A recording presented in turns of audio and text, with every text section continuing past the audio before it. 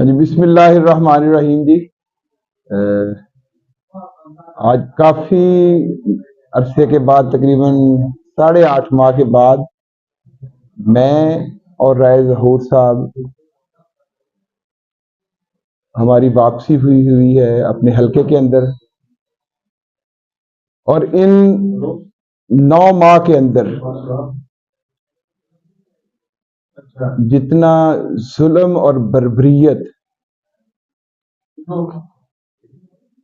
पाकिस्तान तहरीक इंसाफ के साथ, उनके वर्कर के साथ, इमरान खान के चाहने वालों के साथ जितना जुल्म, जबर और तशद्दुद हुआ है, ये पाकिस्तान की तारीख में इस तरह कभी भी नहीं हुआ। हमने